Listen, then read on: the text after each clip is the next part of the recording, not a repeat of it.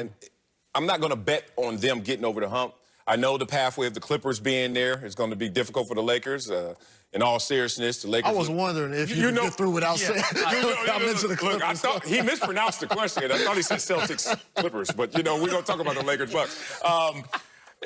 The Lakers got to get past the Clippers. We all get that. But I bet on that championship experience and the duo more so than I do with Milwaukee. You have surprised me. For me, it's the Bucks have the better chance of winning it, simply because of the conference they're in. Yeah. And I look at Philadelphia now, questions about Ben Simmons. Thought that maybe that size and those matchups could create problems for them. I'm still a big believer in Toronto, but I need to see them in the postseason without Kawhi Leonard. I have as many questions about them in the postseason as I do about the Bucks. But look, it's not popular. Boston, nothing? Jason Tatum is making me a little bit more of a believer. I question, do they have enough rim protection when it gets to a size game and it slows down a little bit? Are they going to be able to battle? A lot of it's going to come down to matchups, which is why I cannot have the Lakers as my top one, because when it comes to matchups, if they have to go through the Clippers, I still don't see them getting that done. Yeah. I know it's not a popular notion right now because of the way the Lakers are playing and the way, conversely, the Clippers are playing. But when I look at what they have and what they're able to do and the focus of Kawhi Leonard, he proved it to me last year. Don't worry about the regular season. Don't judge me by the regular season. Don't judge my team by the regular season. Right. My aim is to be standing and be the last man standing in June. And Kawhi also said, and the Golden State's going to be decimated by injuries. He said that. I missed that quote. Who got that quote from? All right. Exactly. I would have to look. If we're talking about just these two teams, exactly, it is very hard for me to bet against LeBron James because I'm going the experience factor.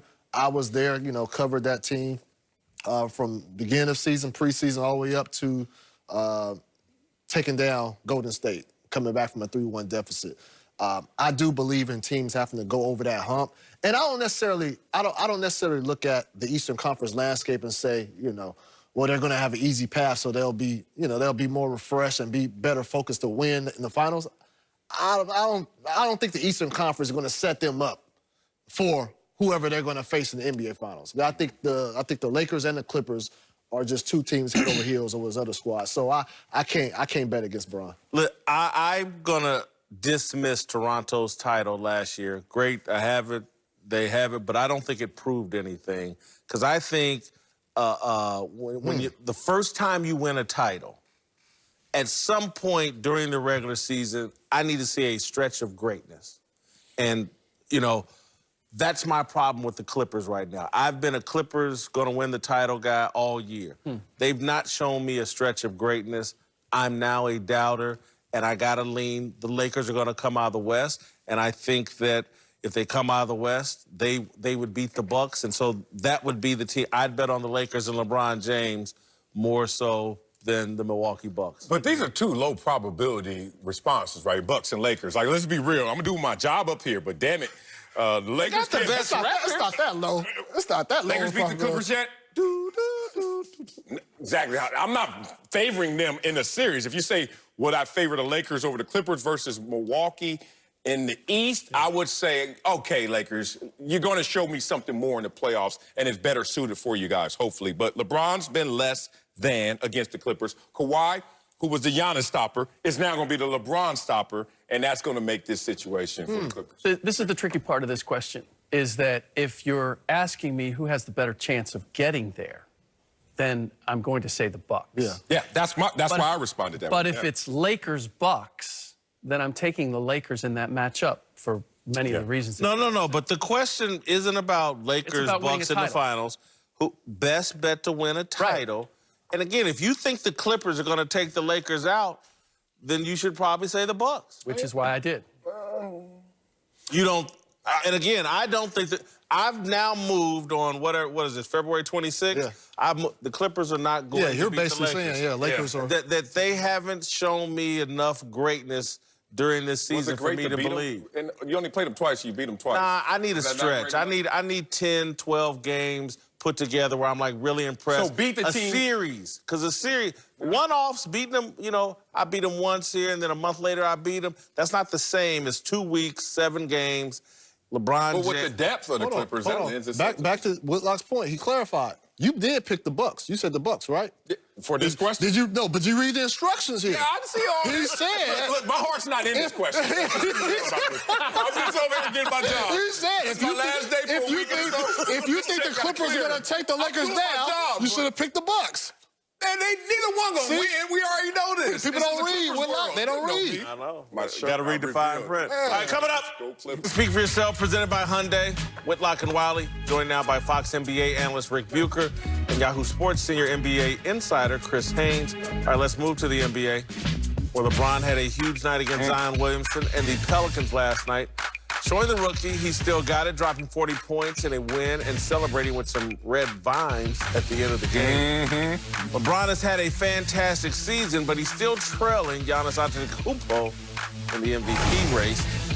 But both guys are putting up big numbers, with Giannis edging LeBron in points, rebounds, and shooting percentage, while LeBron leads the NBA in assists and is shooting better from three.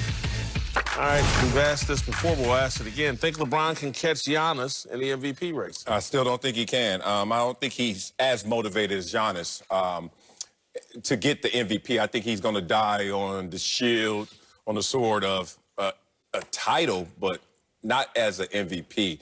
His minutes are down from last year, which was career low in minutes. So he's doing his own version of load management, and on defense, he's better this year, but still picks his time. Dribbles slower than the average point guard, bringing it up to kind of conserve himself. And it's a shared experience with AD. LeBron, at times, is not the best player on his team, even though he's LeBron, the greatest player we have right now. So, no, I don't think he's I fully disagree with motivated. that. Yeah, I do too. You do? Oh, y'all think He's the best player on his team. he's better than AD? Yeah, Oh, okay. every night. I watch a lot of games. Every night? Every night. Every night? Even on his off I nights. think Even on his off nights. Nah, This year. I think the Lakers had no AD last year, and they had LeBron, and they were in no way in this position that they are now. I think AD is not get. That's my point. It's a shared experience. So you're going to say, oh, I think it's AD. No, I think it's LeBron. That's the problem. That's why you want MVP. I'll go you one better. He's a better player than Giannis Antetokounmpo. Who's this? AD? LeBron, no, LeBron. James. LeBron James. Oh, my God. All the things that LeBron does, and this is why I do believe that he has a chance of winning MVP. Now, the Lakers are going to have to make this a race for the best record. I've done this long enough that I know how the voters look at things. And when it gets this close, they start to look at numbers. And how do the respective teams do? It may not have anything to do with it, but the reality is that becomes a factor. Then they go down the list of where their statistics are.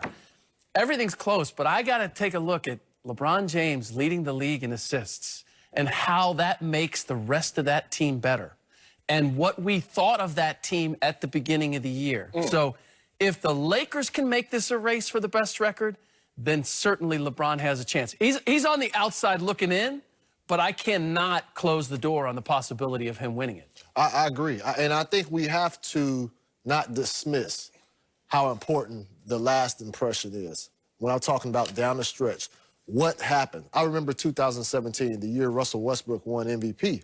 For most of the year, I was telling people I was going to vote for James Harden. I even told some of the Rockets officials I was voting for James Harden.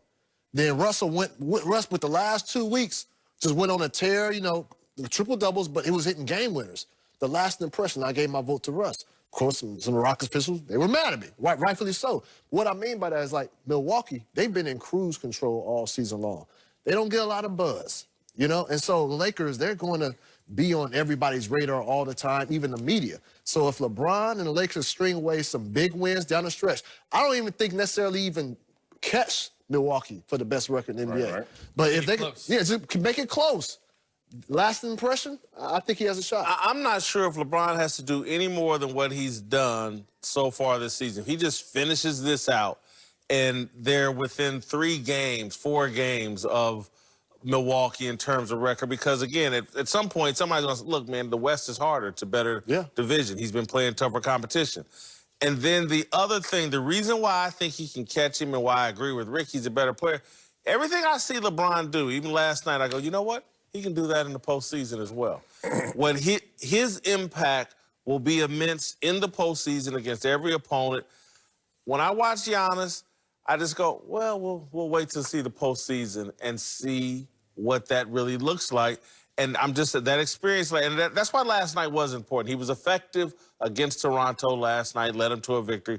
But the stench of the Toronto series from last year is still in my mind. I think it'll be in voters' minds. You can trust what you see from LeBron. It shows up in June, May, it'll show up in October if they played in October. With Giannis, I'm not so sure. Well, Giannis is working on that fadeaway. Giannis is working on that turnaround, and it's working because Milwaukee found out, Giannis, a little less. 19-19 went out there and beat Toronto in Toronto.